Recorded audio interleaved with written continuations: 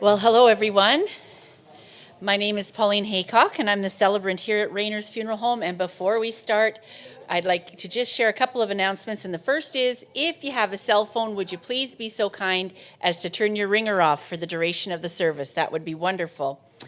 Refreshments are going to be served immediately following the service here in the tea room, so please make sure you stay and visit. We're looking forward to that nice friendly chatter that we missed out on for so many years, so it's nice to have everybody in the building. And of course, you are invited to head back to Glen and Eva's after the refreshments, and if you don't know where they live, there is inside of the card here their address, and you should be able to find your way there. At least I hope it's in there. There it is. It's on this side. I don't doubt them. So, would you please rise as the family comes to join us?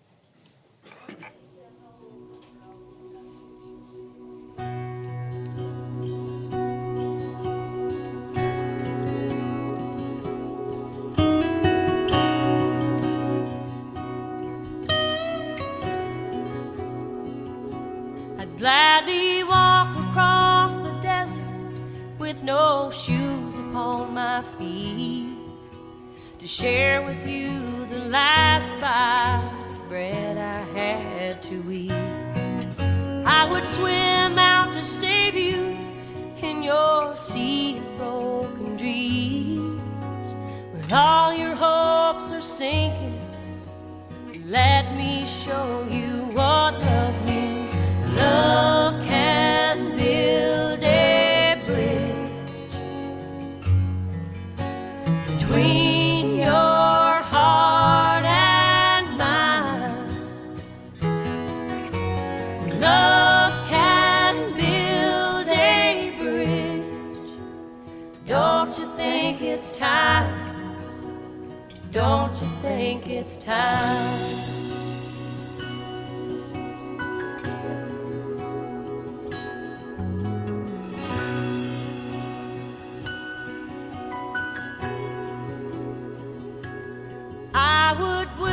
Love so loudly every heart could understand that love and only love can join the tribes of man. I would give my heart's desire so that you might see. The first step is to realize that it all begins with you and me. Love can build a bridge between your heart and mine. Love can build a bridge. Don't you think it's time? Don't you think it's time? Well, on behalf of the family, that's the family up at the front, I'd like to thank each and every one of you for your attendance here today. And we'd like to start with an opening prayer, but on the back of your card is a scripture reading that Eva has picked out for today, and so I'd like to start with that. Psalm 28, verse 7. The Lord is my strength and my shield. In him my heart trusts. So I am helped, and my heart exalts, and with my song I give thanks to him. Let's pray. Heavenly Father, thank you for today. Thank you for each one who has come out in order to show their support and to honor and to remember Glen. Lord, I thank you so much for him, for the blessing that he was not only to his family, but to his friends and neighbors as well. And I ask that the words that are spoken here today would be an encouragement to his family as we remember Glen and the time that he had. In Jesus' name we pray. Amen. Well, family and friends, today you have gathered to honor Glen Irwin Bassett. Husband, father, grandfather, brother, uncle, friend, and neighbor. I met with Glen's family earlier this week in order to plan the service for today, and I enjoyed listening to their stories and descriptions of their patriarch. And I thought it was safe to say patriarch. There was laughter, tears, and a pile of stories that left me with the impression that Glen was indeed a family man and a farmer to the core. Now, a man named Woods Hutchinson said, "Everything from kings to cabbages needs a root in the soil somewhere." So Glen's roots were planted deep in the soil of the farm in the Upper Cutbank. And he was a farmer at heart, no doubt about it. Just look at the pictures out in the front, there's no doubt about it. It's what he spent his life doing. And just like many of us here, Glen's roots were wrapped around family, friends, and the farm. When I asked the family what Glen's interests were, they answered without hesitation, farming. Farming. So today we're going to talk about farming. It is spring on the farms here in the Peace Country, although it does feel a little bit like August already. How can you tell? Can you smell it? Yes, the moist earth and composting leaves and grass from last fall fill the air when it's fresh snow melted. The fragrance of fresh-turned garden soil as we prepare to plant our potatoes and other vegetables. The fresh smell of household cleaners as spring cleaning is underway. Can you see spring? Of course you can. The days are longer. The farm babies, like calves and lambs, are scampering in the pasture as they test out their legs. Many of our south-facing windows are filled with tomatoes, cucumbers, and pepper plants as we try to get a head start on our short growing season here in the north. Can you hear it? Yes, you can hear spring in the Peace Country. The trickle of water in the ditches now that the snow has melted and filled the creeks and dugouts. The honking of geese as they head north, and the rumble of tractors, and the clanking of farm equipment as the farmers prepare for field work. As I sat in my country kitchen working on Glen's service this week, I witnessed all of these things as my farmer neighbors were traveling back and forth past my home. And I thought of a couple of lines from a poem that I have in my collection about farmers. And I'll just share the last two lines. For this one farmer, the worries are over. Lie down and rest your head. Your time has been and struggles enough. Put your tractor in the shed. And speaking of tractors, Case IH Tractors grace the farmyard at Glen and Eva's farm. Case tractors and Ford pickups without exception. But Glen also loved using his horses on the farm, and we're going to hear about that later in the service. We're going to see pictures of that later on in the service.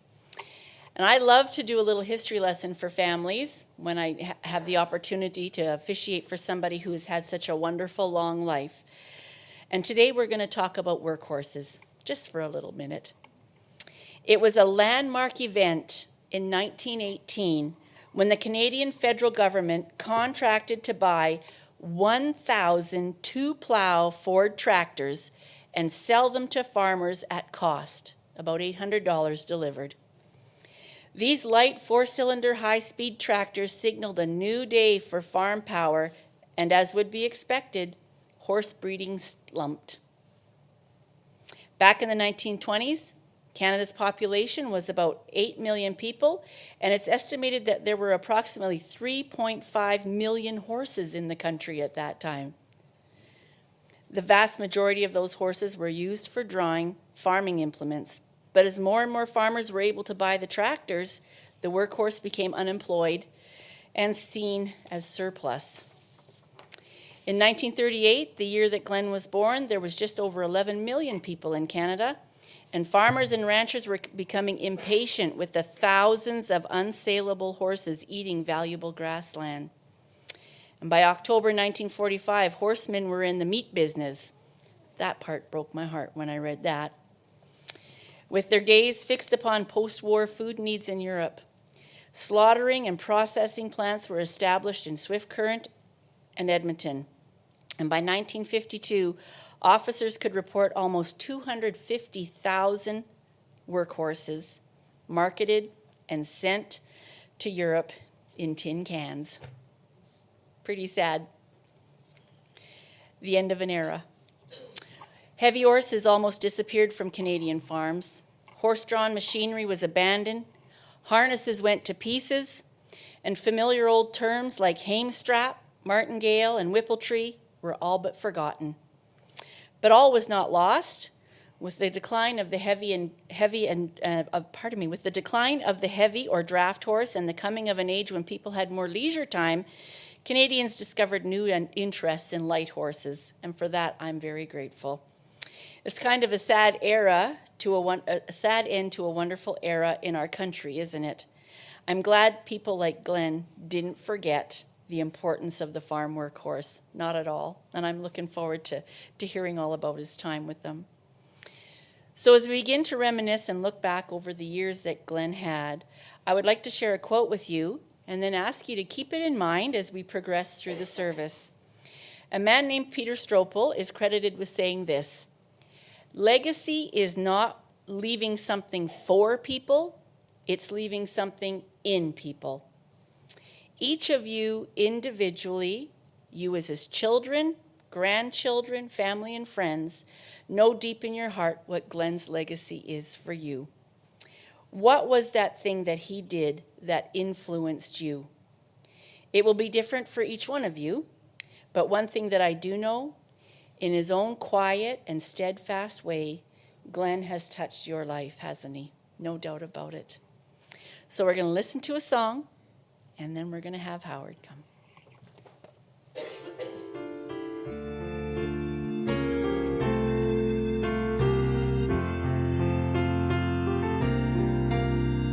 Softly and tenderly, Jesus is calling, calling for you and for me. See on the portals, he's waiting and watching, watching for you and for me. Come home, come home, ye who are weary, come home, earnestly, tenderly, Jesus is calling, calling, oh sinner, come home. Oh, for the wonderful love he has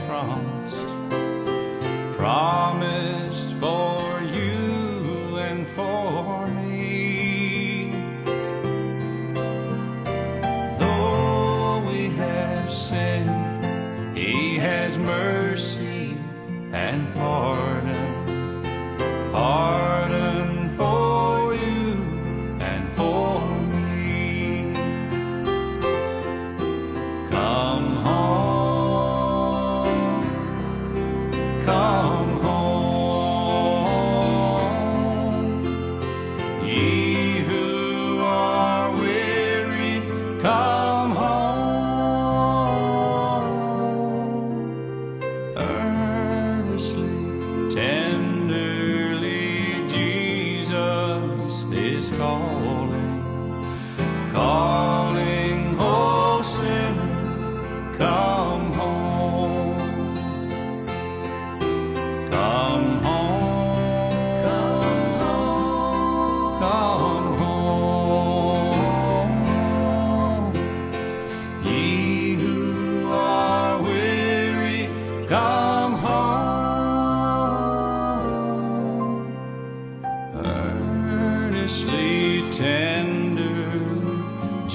Jesus is calling, calling, oh sinner, come home.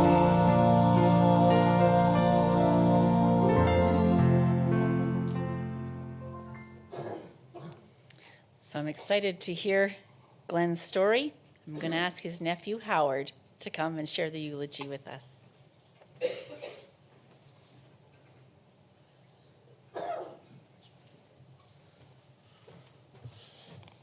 Kind of appropriate that they're calling the sinners. Got me. For those of you that don't know me, I'm Howard Bassett,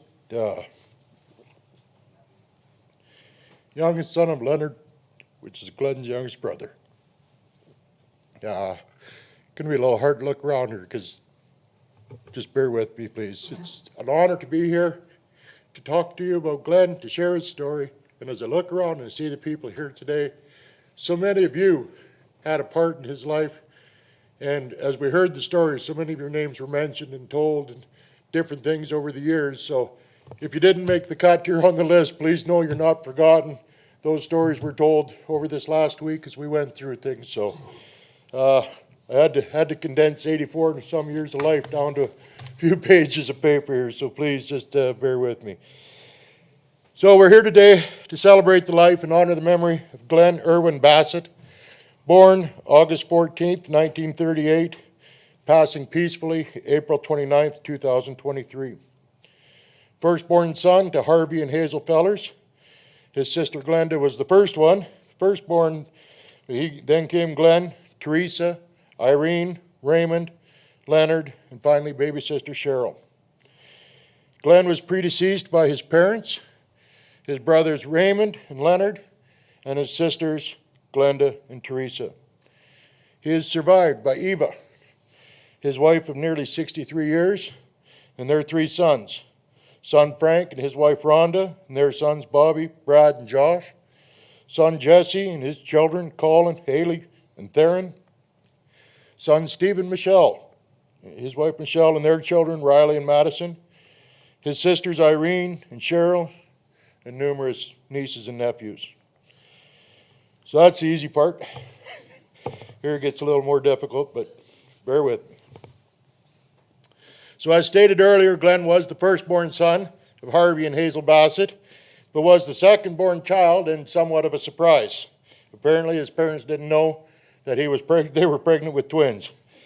So Glen's mom went into labor a little earlier than expected, and they weren't going to be able to get to town to make sure the baby was born in the hospital. So Grandpa Fellers met the doctor up on the hill there at Fellers Heights and brought him down to the house in what was later described as a somewhat fast and scary ride in the buggy. After Glenda was born, Dad Harvey was pleased as punch because he had been hoping for a girl. Hazel, Mom there, she was a little disappointed because she'd been hoping for a boy. Doctor said, well, just wait a minute, we're not done yet, we'll see what the next one comes there. That was them finding out they were expecting twins. Over the next 12 years, the rest of the children were added to that family. Glen shared a story with me once about when my dad was about to be born. Harvey took Hazel up to Grandma Fellers so that he could be born there at the house and to have the babies. The next day after the baby was born, Granddad, one of the uncles, and Uncle Glen, who was 6 at the time, they headed down over the hill and hooked onto an old granary that Granddad had bought and towed it down to tie onto the side of the old 10-by-10 house that they had and doubled in size to 10-by-20.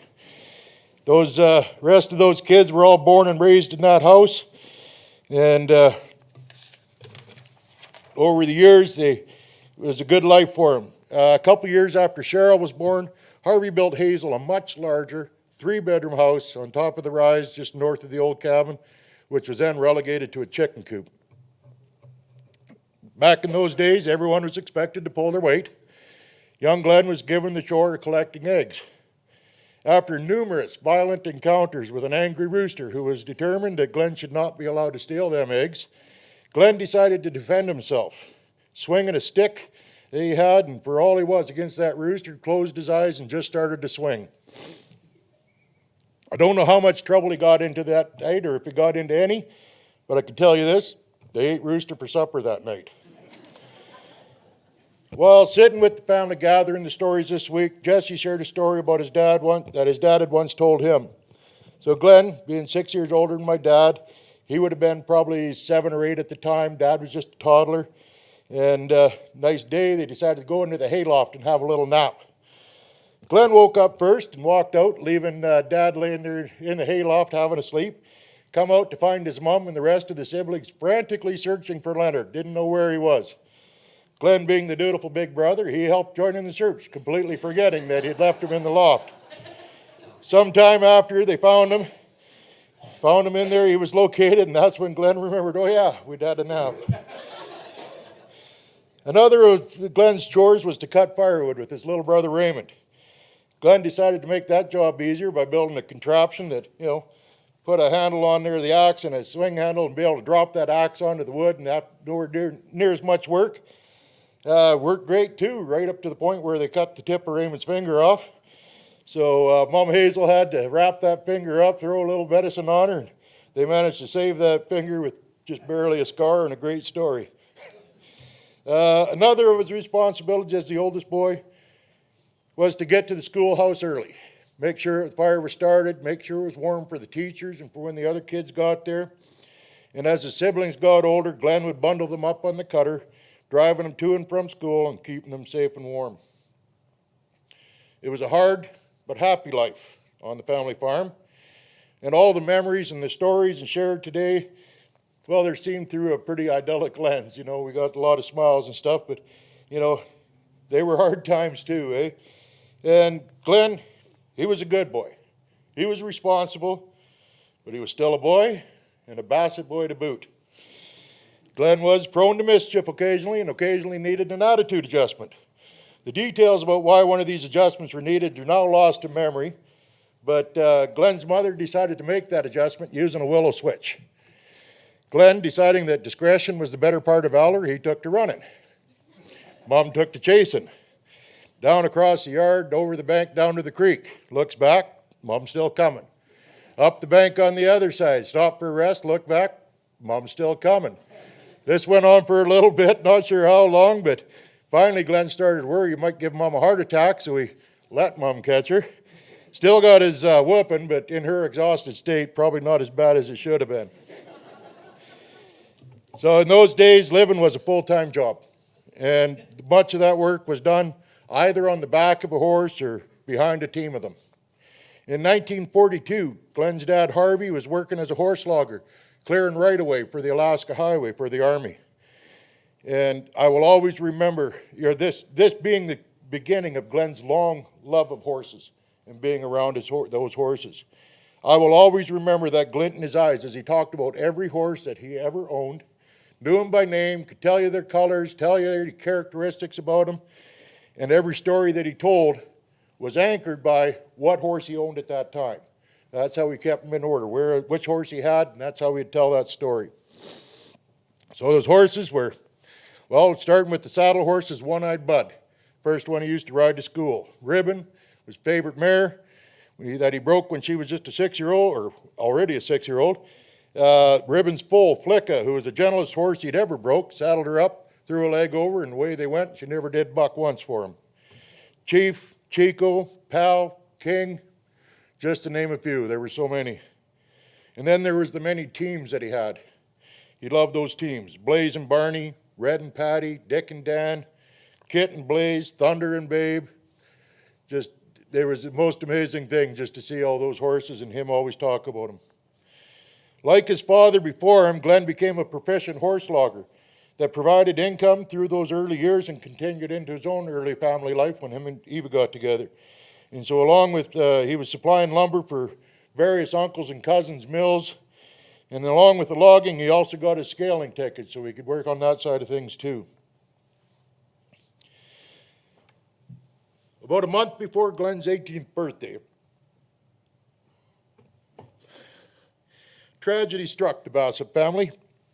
A tractor being driven by a family friend pulling 4,000 pounds of rail ties had a runaway, led to a rollover, and the death of his younger brother, 13-year-old Raymond.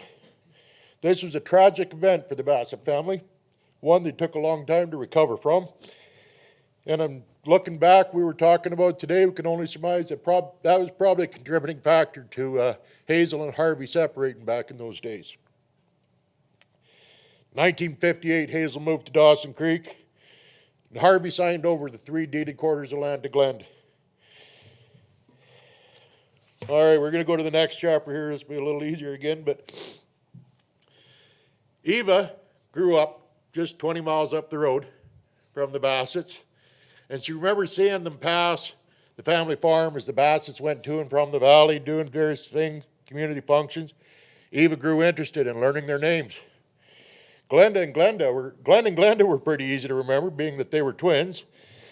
Eva was working at the employment office in the summer of '59, and she remembers attending a ball game and a dance at the Sunnybrook School. She did share that she went to the dance with another boy, but she set her sights on Glen and sat by him that night at the dance. Target acquired. A couple days later, Glen showed up at the unemployment office and asked Eva to go out for lunch. She said yes, even though she'd already had lunch. Eating a second lunch was going to be worth the effort of getting to spend some time with him. So very happy to have that opportunity. Their dating life began, going to movies, going to other functions together, more lunches, and an ongoing thing.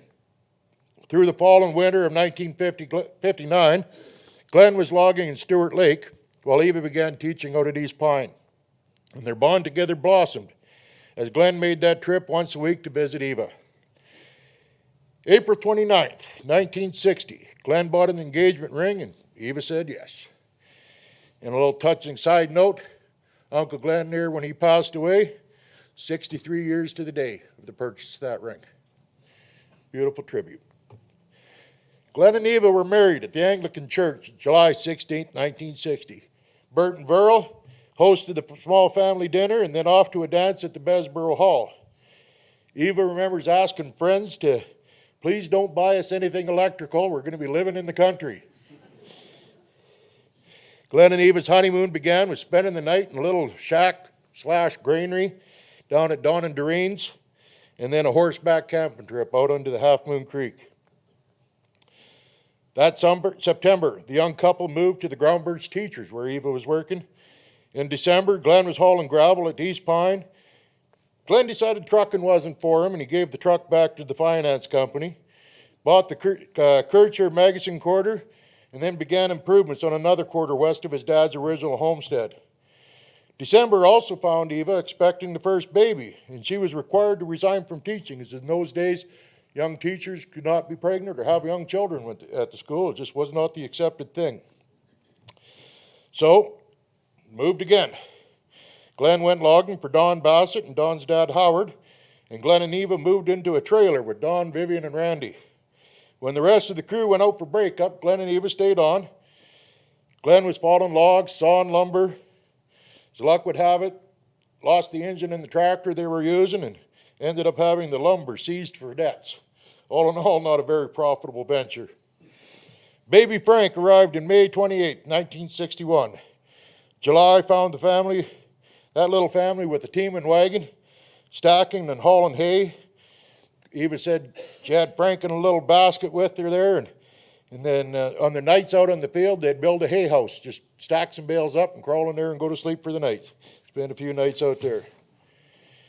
Glen and Eva acquired a shack, which his uncles then moved down to the valley, on what would later be the Needham Quarter, where it was down by Grandma Stella.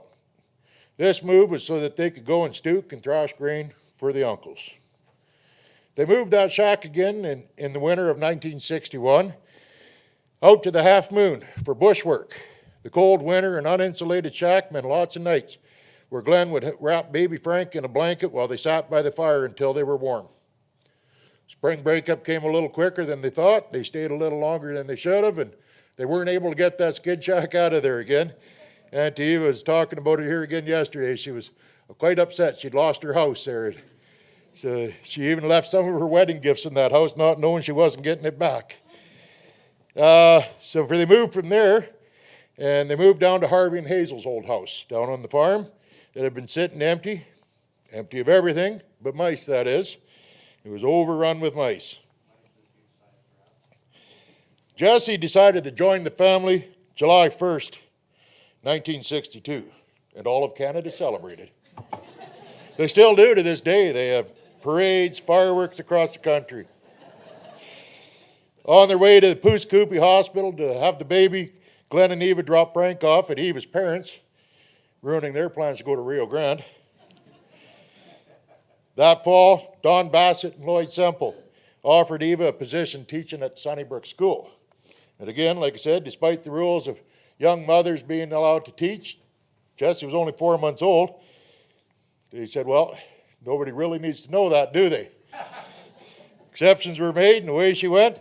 They moved out to the Sunnybrook's teacherage there and moved into little two-bedroom teacherage. The winter of 63-64 had Glen driving truck again, this time for Don and Howard Bassett. Sunnybrook School closed that summer, and Eva was offered a position teaching at the Devereux School, but had to decline as she was pregnant again. The winter of 64 was cold and bitter, and the family moved into a poorly insulated house. The basement was full of ice. But with baby Steve arriving on January 8th, 1965, that helped warm their hearts. Glen found work clearing land on the Alaska Highway with his little brother Leonard, and that summer, that completed little family was living in an RV trailer. Another job, another cabin, another job, another shack. Glen was working for Johnny Carlson one winter, very, very cold winter, so much so that Glen had to leave the cat running overnight, or otherwise it wouldn't start in the morning. That fall, baby Steve, he had burned his arm on the heater. And over the cold winter, being all bundled up and whatnot, wasn't noticed right away, and an infection started up, and he ended up with a blue lump in his armpit. Glen had to hike out, get out to the main road, down the road to another house, where he was finally able to get a ride into town, got old Johnny Carlson to come pick him up, and Johnny come out and rescued him, got him back into town where Steve could get some treatment. After this scary incident, being isolated and alone out in the bush, Glen decided they weren't going back there. So he went to Cecil Lake. They got a job working there for Charlie Bassett and the boys, scaling logs, doing mill work. Family moved into a 10-by-10 shack there with most of their belongings remaining in the back of the family truck. Just before the crews were getting ready to leave for spring breakup, little Steve burned himself again, this time sticking his finger in the middle of a fresh patch of butter tarts that he had just taken out of the oven. And he stuck that finger in there and got himself burned again. So Glen and Eva, they watched him diligently, making sure, looking for signs of infection. They were watching this time, and well, sure enough, Steve developed another infection, lump under the other armpit. Family had to move back into town again. They took Steve this time. He had to go in the hospital and stay there for a few days, and so they left him at the hospital, moved back down to Harvey and Hazel's old house, and had Auntie Glenda, who was living in town at the time, keep an eye on him, checking in on him. Summer of 66, Glen was working for the South Peace Stock Farms. Even the kids moved back from the house, back into the little granary at the Carlson place, very same one that Glen and Eva had spent their wedding night in the earlier years. Eva was given a position at Devereux School, and even though her teaching certificate expired, teachers were in short supply, so there was a couple of deals were made and whatnot, and she got a permit extended, and with the promise that she'd go do some summer schooling. So that where they went back, there they went to Devereux, moving into the teachers there. The following summer, 1967, Glen bought a 3-room house. They moved that house down to Don and Irene's. Glen worked, Eva attended summer school, and then the kids were cared for by many aunts, cousins, and friends. 1969, Glen bought a 730 case tractor and went seriously to farming his land, clearing it, putting in crops, and then finally power came down to the valley. With the arrival of power, the decision was made to move that little 3-bedroom house down to the farm, to its final location. My dad came along with his winch truck. They jacked that house up, slid a couple logs under, put a truck axle under it. Away they went, the 4 of them piled in that old truck, and away they went heading down the road. They got to the block line road. Dad stopped the truck and told Eva and my mom that maybe you two better get out. This could be a little bit fast, could be a little scary. Eva and Mom got out. Uncle Glen wanted to get out. Dad said, nope. He says, if we're going to risk, he said, if I'm risking my life with a runaway on this hill, you're going with me. Settled into that little 3-room house, love filled every inch. Glen and Eva's little house became the destination of choice for our family. Every chance we got, we were spending weekends in the valley. The 10 of us spent many a night in that tiny little house. Playing cards, spoons, crokinole, laughing, loving life. 1970 found Glen with somewhat of a dangerous job working as a sawyer at the mill here in Dawson. He figured that cows could provide an equal income with a lot less risk. So they saved up some money. Able to put a 25% purchase, or down payment purchase on a 48 head of heifers from Slim Wilson, I believe it was, right? That he bought them. And got those first 48. In 1973, some more cows were purchased, and Glen was finally able to farm full-time without working off the farm. Glen's dream was coming to fruition. Beautiful wife, 3 boys to raise on the very same land that he'd been raised, cow herd, and of course, his horses. Life was good. It was hard work. There were some lean years, but his heart was filled with happiness. And as good and happy as cows were for Glen, Glen was as good to those cows right back. I can remember being out there working with him one time, building some calf sheds, and he was telling me about one of them first heifers he had. She would consistently deliver over the years, twins, set of triplets. I think he said she only ever once had a single calf, just a single. Everything was multiples. So when that cow was getting to the point where she was too old to have bred and whatnot, rather than haul her to the auction, Glen kept her up close in the corral up front where she could have nice dry bedding and best feed, and kept her there for her retirement years until she passed on her own. He figured she deserved that. That's the kind of guy, kind-hearted guy that he was. Now, that's not to say he didn't bark and holler when it came time to work those cows. If you have never spent time trying to sort off a pen of calves or move a pregnant cow to the barn through an alley in the dark in the middle of February, well, who are you to judge what a man might say at those times? At the peak of his cattleman's life, Glen ran about 250 cow-calf pairs, a number of bulls, farmed and pastured 13 quarters of deeded land. In 1977, an addition was added, almost twice the size of the original house. And of course, I was right about the times the boys were getting old enough to start moving out. But they had the big house, and if you're wondering, the cows, they had running water before the house did. Those long walks to the outhouse in the middle of the night still have a firm place in everybody's memories that spent time there. Glen ran his farm. Eva continued teaching along with her own education upgrades. The boys grew up, and one by one they left that farm, and in doing so, provided Glen his dearest treasure, grandchildren. 8 of them. And those 8 did their part in supplying him 8 more great-grandchildren, with the 9th one on the way. Glen discovered that grandkids were even more fun than cows and a lot less work. In 2007, Glen was diagnosed with Parkinson's disease and decided to sell off the cattle and move to town. The farm, the land that had provided for his family and his fathers before him, was going to be a weekend home away from the house up on top of 8th Street. In 2009, they moved down to the last location here on 18th Street, just a short distance from his twin Glenda.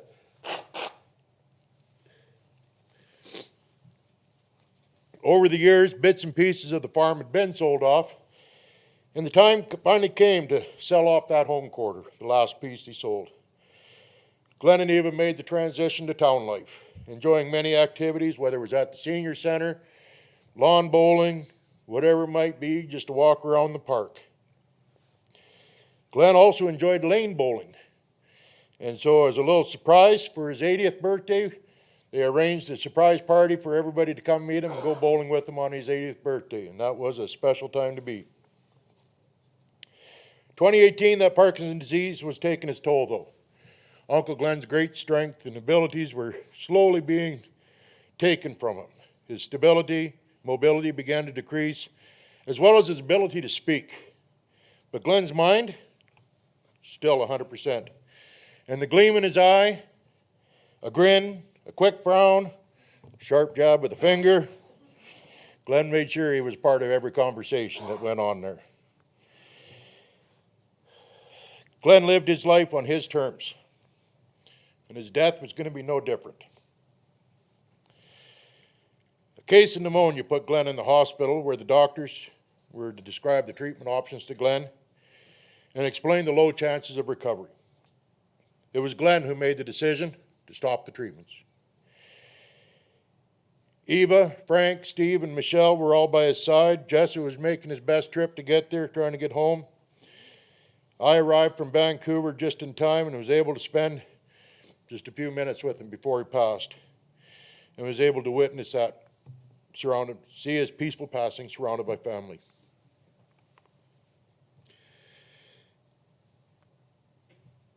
Grandson Riley shared a story with me. He says, I remember spending countless hours with Grandpa at the farm, riding on the tractor, cutting, baling hay, feeding cattle in the winter, using the metal sleigh and the horses. I could still feel the shock in his legs from the sleigh hitting them frozen cow patties. Best part was being pulled back behind the sleigh in a calf sled on the way back for another bale. Riley said he had the opportunity to get his first cow off of Grandpa when he was young. Tag number K521. Had a few calves, even lost one. Grandpa felt bad and still paid him for that calf. And just the kind of guy he was. Grandpa passed down to Riley his love of farming now. And Riley now has a few cows of his own and is in the works of getting his old brand, H-Bar-B, registered over to his name so that he can carry on the legacy that Glen left for us. Maddie, granddaughter, said, it's hard for me to put into words because there are so many memories. Grandpa loved us grandkids very much and was willing to do anything with us. I remember countless bull rides and horseback rides on Grandpa's back, whisker rubs, fort buildings, sleepovers. Grandpa loved his food. And there's a few foods that remind me of Grandpa: hot dogs, coffee, onion sandwiches. We spent many hours on the farm in the pasture with Grandpa, and I remember thinking them onion sandwiches he sometimes packed with him were absolutely disgusting until I tried them. And now I find myself craving them. My Grandpa meant the world to me, and he was there for every important moment in my life, and I will hold him close in my heart. Thank you, Maddie.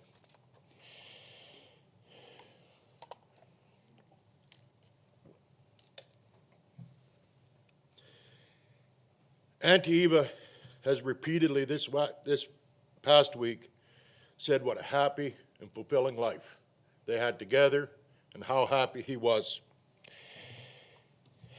I come across a quote from Ralph Waldo Emerson I want to share with you. The purpose of life is not to be happy. It is to be useful, to be honorable, to be compassionate,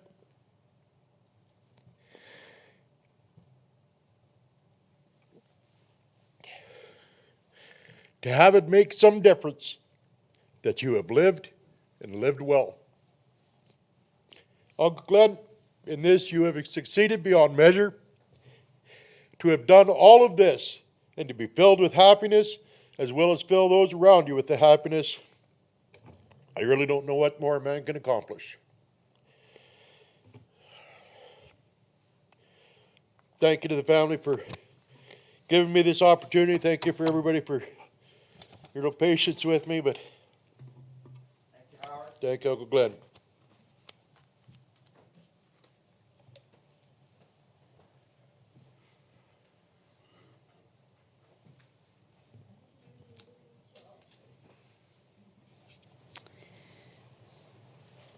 When we met together, when I got to the point where I said, who's going to do the eulogy, they said, Howard, it's going to be great, and you were absolutely right. Nicely done, Howard.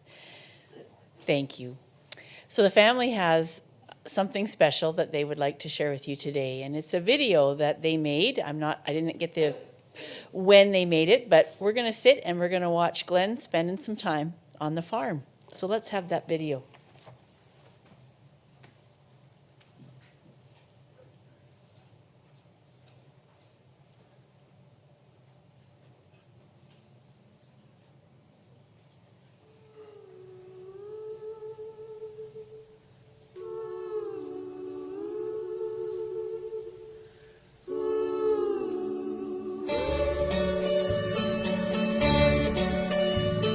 The snowflakes fall as winter comes, and time just seems to fly. Is it the loneliness in me that makes me want to cry? My heart is sad like a mourning dove that's lost its mate in flight. Hear the cooing of his lonely heart through the stillness of the night. Whispering pines,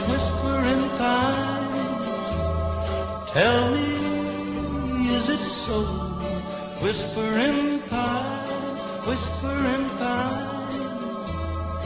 you're the one who knows my darling's gone, oh she's gone, and I need your sympathy.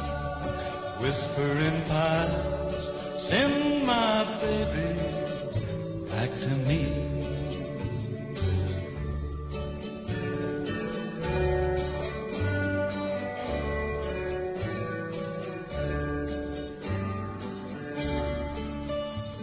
See that squirrel up in the tree, his mate there on the ground. Hear their barking call of love for the happiness they found.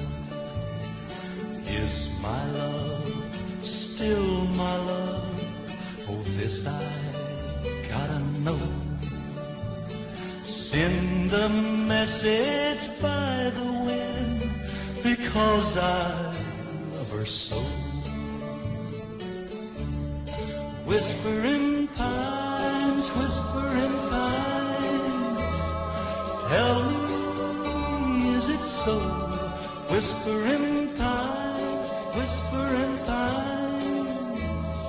you're the one who knows my darling's gone, oh she's gone, and I need your sympathy. Whispering pines, send my baby back to me.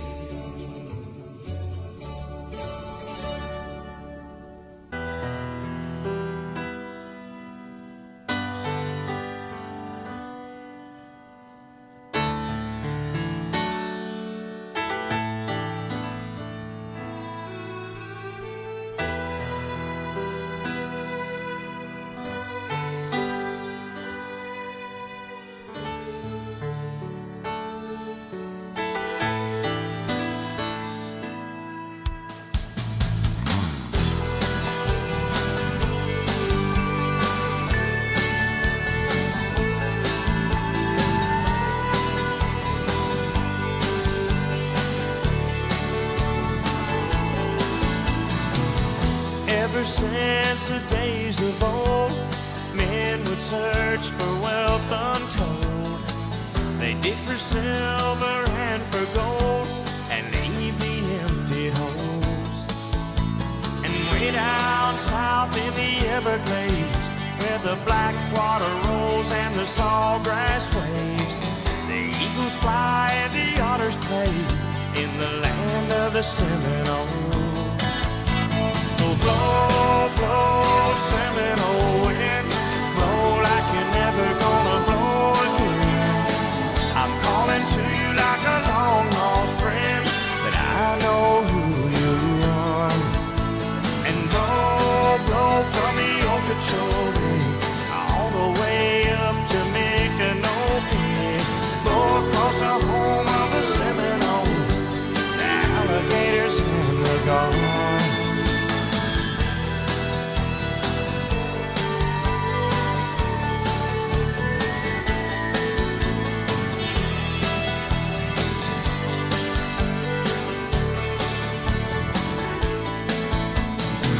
progress came and took its toll, and in the name of flood control, they made their plans and they drained the land. Now the glades are going dry. And the last time I walked in the swamp, I sat up on a cypress stump. I listened close and I heard the ghost of Osceola cry. So blow, blow, Seminole wind, blow like you're never gonna blow again. I'm calling to you like a long lost friend, but I know who you are. And blow, blow from the Okeechobee all the way up to Micanopy. Blow across the home of the Seminole, the alligators and the gulls.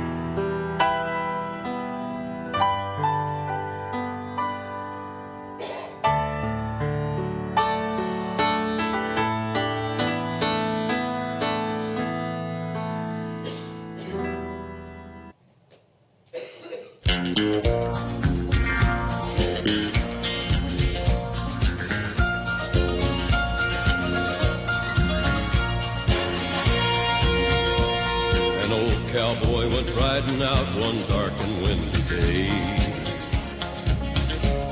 Up on a ridge he rested as he went along his way,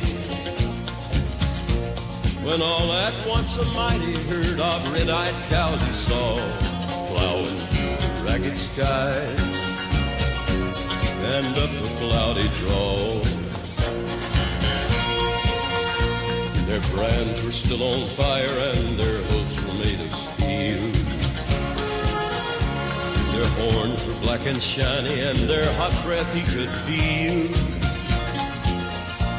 A bolt of fear went through him as they thundered through the sky, for he saw the riders coming hard and he heard their mournful cry.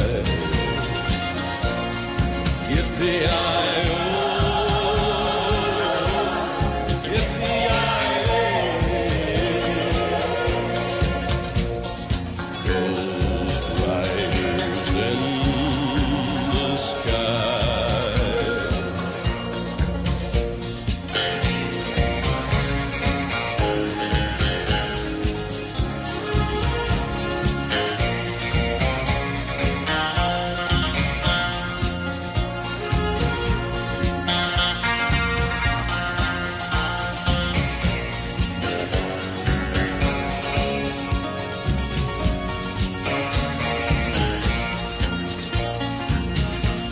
Their faces gaunt, their eyes were blurred, their shirts all soaked with sweat.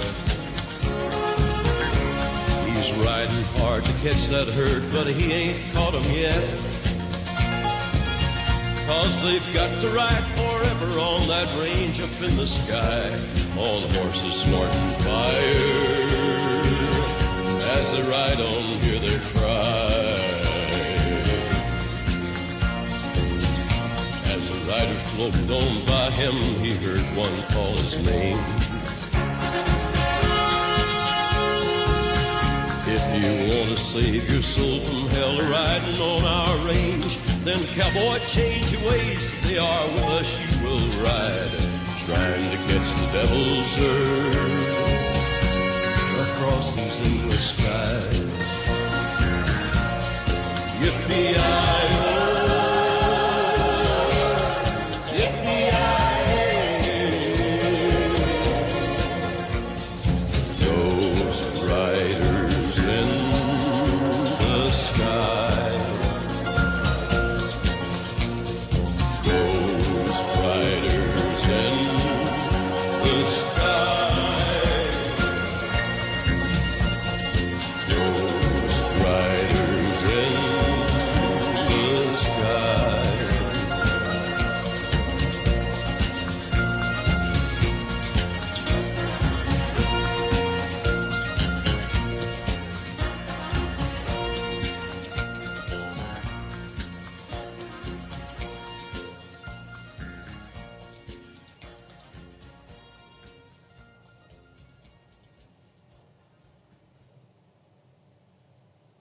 In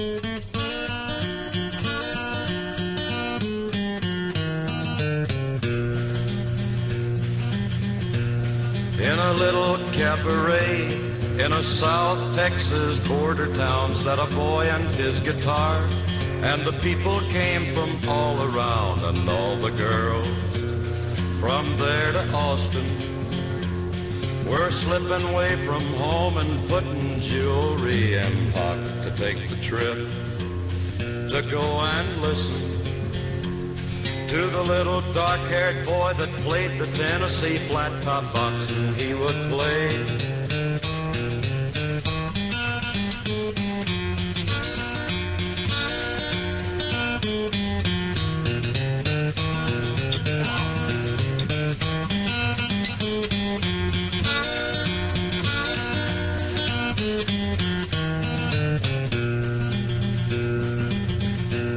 Well, he couldn't ride or wrangle, and he never cared to make a dime, but give him his guitar, and he'd be happy all the time. And all the girls from 9 to 90 were snapping fingers, tapping toes, and begging him don't stop, and hypnotized and fascinated by the little dark-haired boy that played the Tennessee flat-top box, and he would play.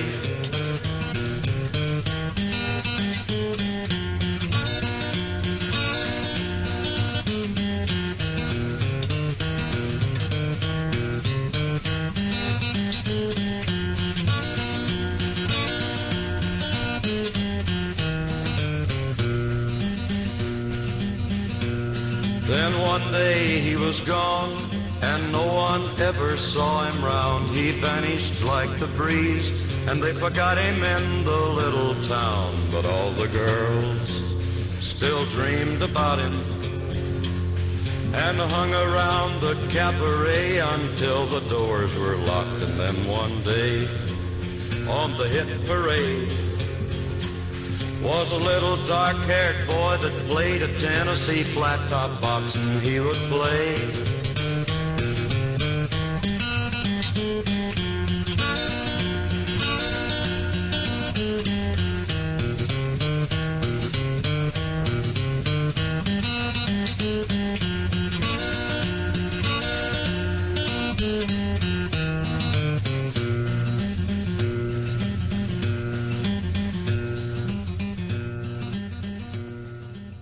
Woke up this morning, happy as could be. Looked out my window, and what did I see? Coming up my sidewalk, just as plain as day. Well, here come trouble that I never thought I'd see when you went away. Hello, trouble, come on in. You talk about heartaches, where in the world you been? I ain't had the miseries since you've been gone. Hello, trouble, trouble, trouble, welcome home.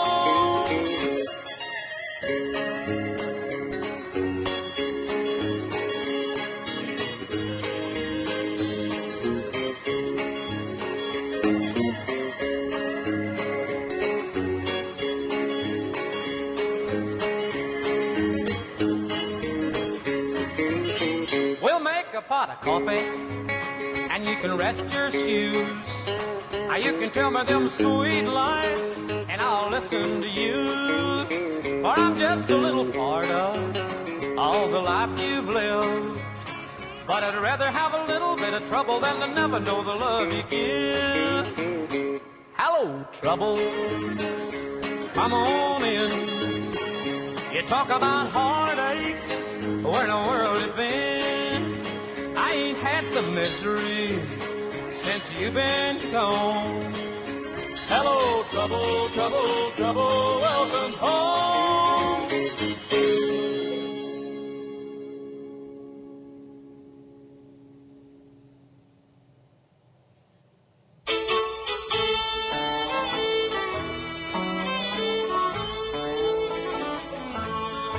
Blue moon of Kentucky, keep on shining. Shine on the one that's gone and proved untrue. Blue moon of Kentucky, keep on shining. Shine on the one that's gone and left me blue. It was on a moonlight night, the stars were shining bright. They whispered from on high, your love has said goodbye. Blue moon of Kentucky, keep on shining. Shine on the one that's gone and said goodbye.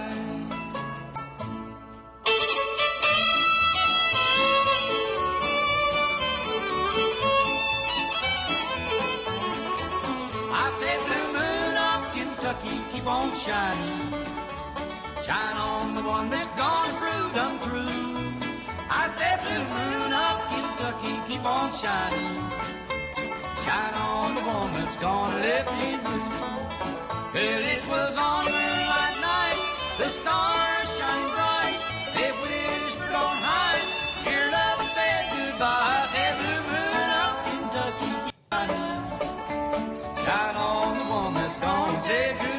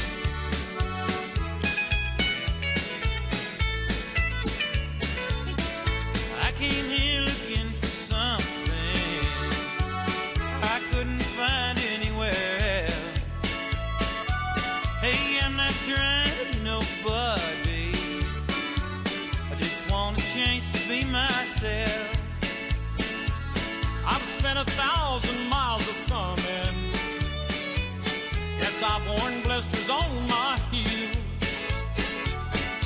trying to find me something better here on the streets of Bakersfield.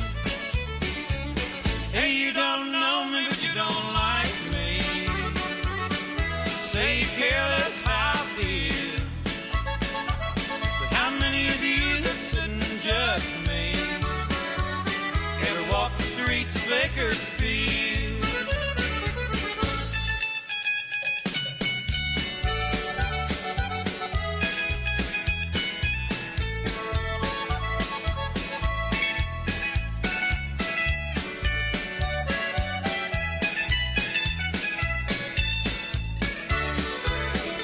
Spent some time in San Francisco.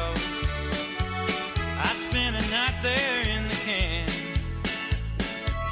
Lived through this drunk man in my jail cell. I took $15 from that man, left him my watch and my old house key. Don't want folks thinking that I'd steal. And I thanked him as I was leaving, and I headed out for Bakersfield. Hey, you don't know me, but you don't like me. Say you care less how I feel, but how many of you that sit and judge me ever walk the streets of Bakersfield? Hey, you don't know me, but you don't like me. Say you care less how I feel, but how many of you that sit and judge me ever walk the streets of Bakersfield? How many of you that sit and judge me ever walk the streets of Bakersfield?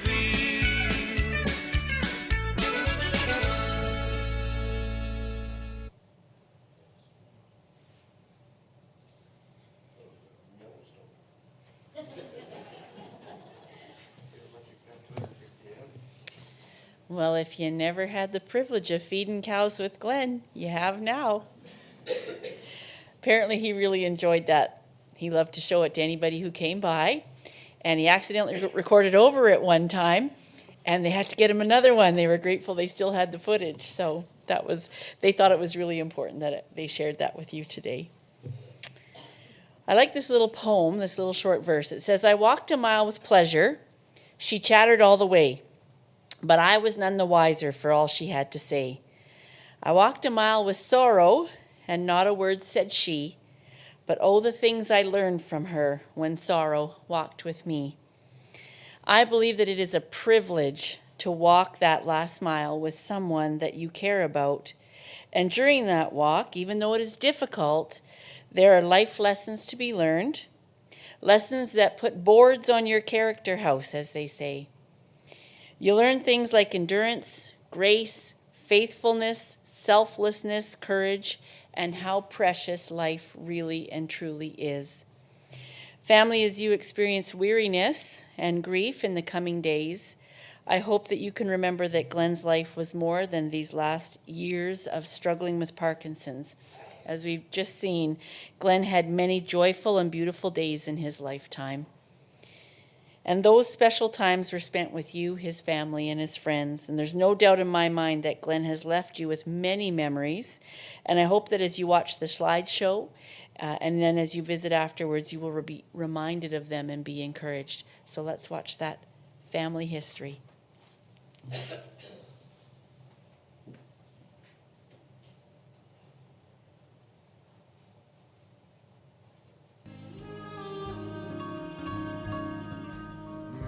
Memories press between the pages of my mind. Memories sweeten through the ages just like wine. Quiet thoughts come floating down and settle softly to the ground like gold of autumn leaves around my feet. I touch them and they burst apart with sweet memories. Sweet memories of holding hands and red bouquets and twilights trimmed in purple haze and laughing eyes and simple ways and quiet nights and gentle days with you.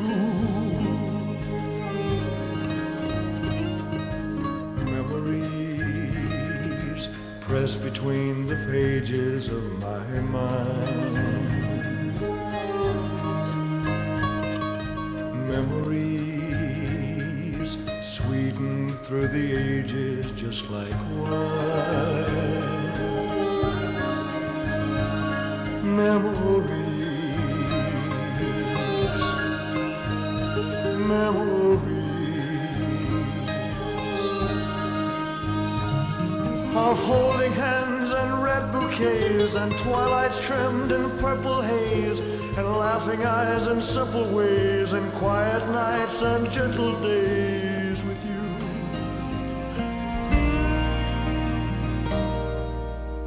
These times are trouble, and these times are good, and they're always gonna be. They rise and they fall. We take them all the way that we should, together, you and me, forsaking them all. Deep in the night and by the light of day, it always looks the same. True love always does. And here by your side or a million miles away, nothing's ever gonna change the way I feel. The way it is the way that it was. When I said I do, I meant that I will.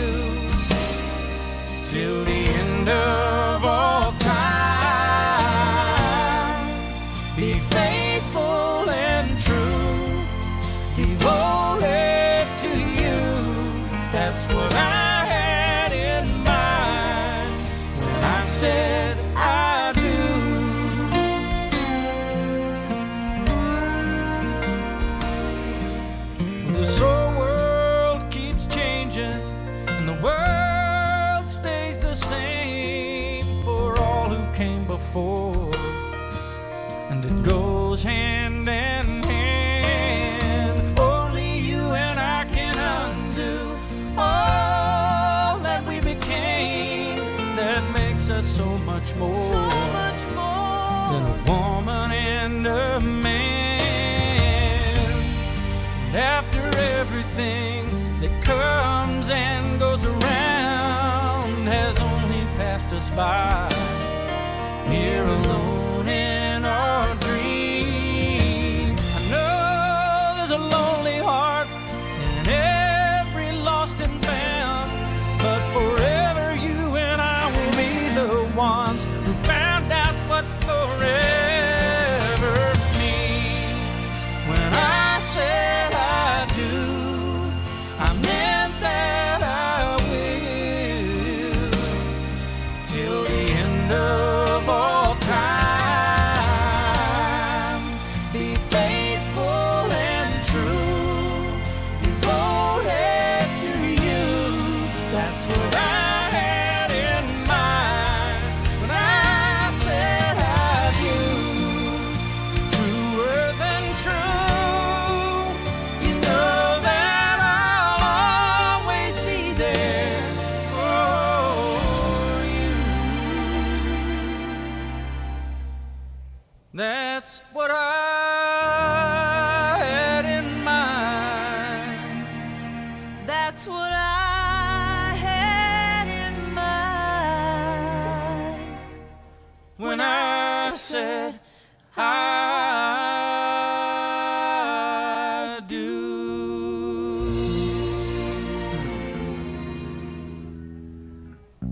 Like the pine trees lining the winding road, I've got a name, I've got a name. Like the singing bird and the croaking toad, I've got a name, I've got a name. And I carry it with me like my daddy did, but I'm living the dream that he kept here. Moving me down the highway, rolling me down the highway, moving ahead so life won't pass me by.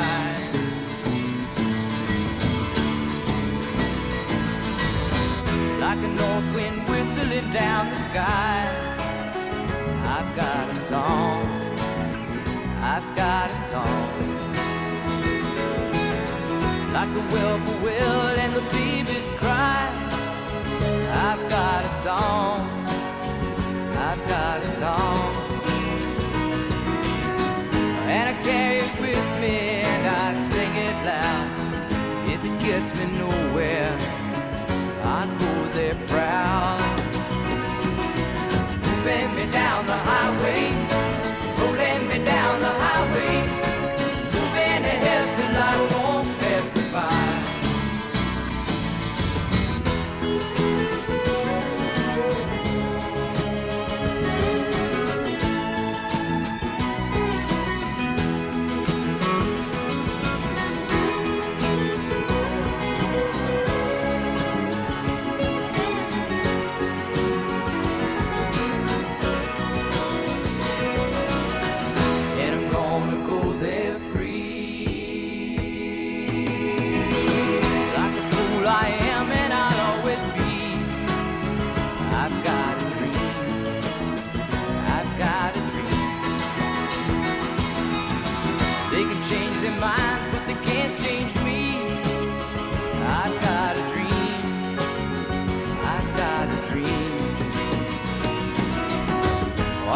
I could share it if you want me to.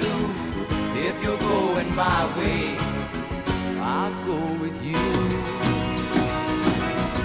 Bend me down the highway, rolling me down the highway, moving ahead so life won't pass me by.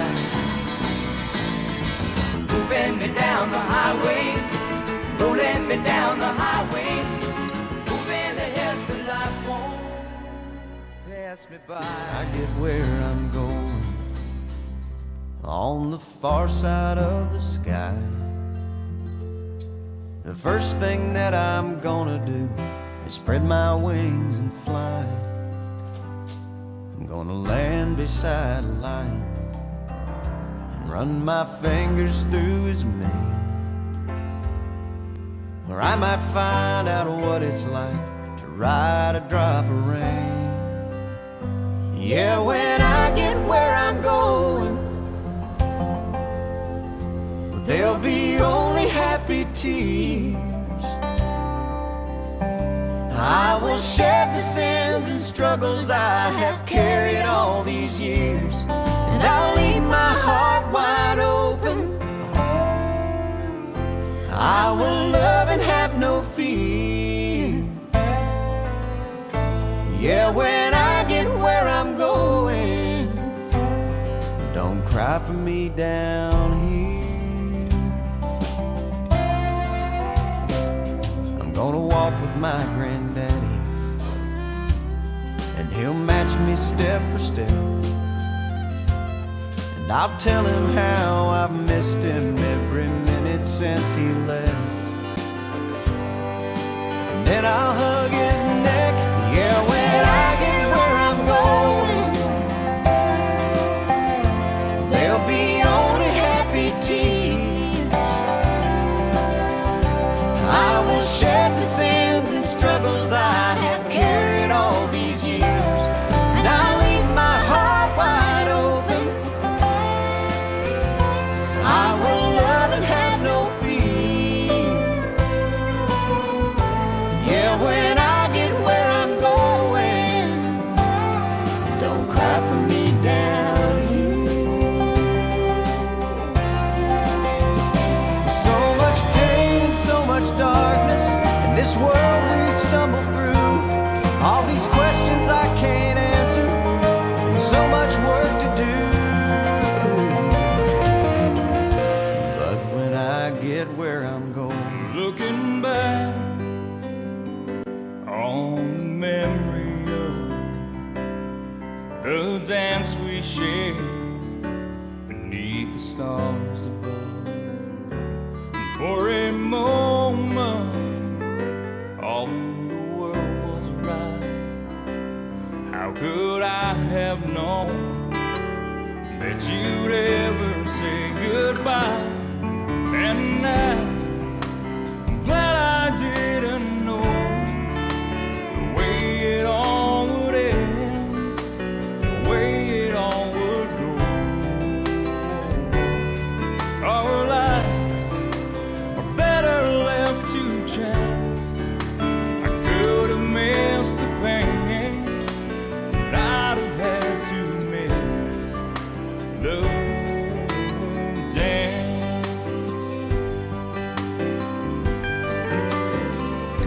And holding you,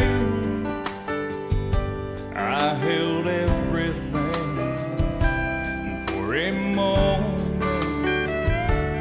wasn't I king. But if I'd only known how the king would fall, hey, who's to say? You know, I might have changed it all. And I'm glad I didn't know the way it all would end, the way it all would go.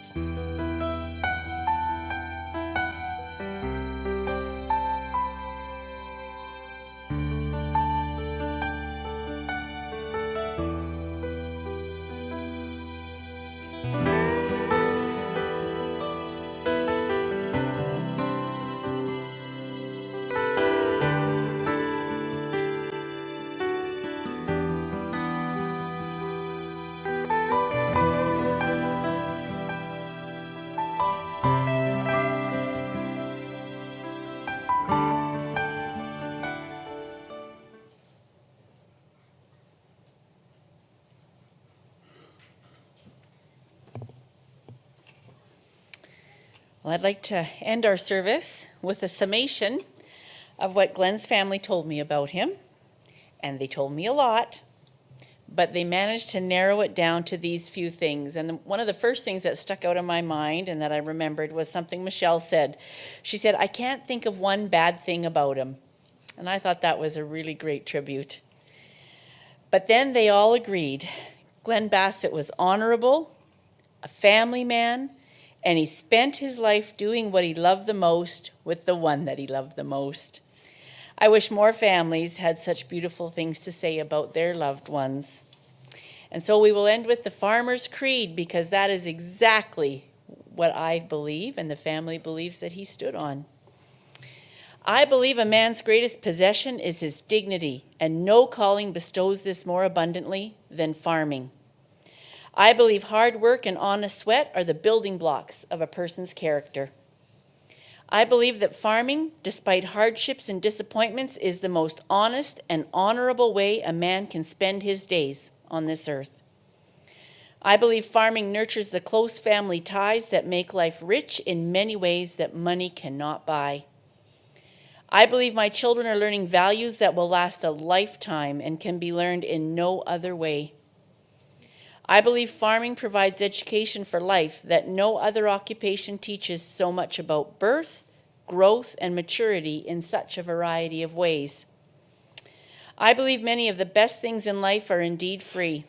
The splendor of a sunrise, the rapture of wide open spaces, and the exhilarating sight of your land greening up each spring. I believe that true happiness comes from watching your crops ripen in the field, your children grow tall in the sun, and your whole family feel the pride that springs from their shared experience. I believe that by my toil I am giving more to the world than I am taking from it, an honor that does not come to all men. I believe when a man grows old and sums up his days, he should be able to stand tall and feel pride in the life that he has lived. I believe in farming because it makes all this possible. Ladies and gentlemen, would you please rise for Glen?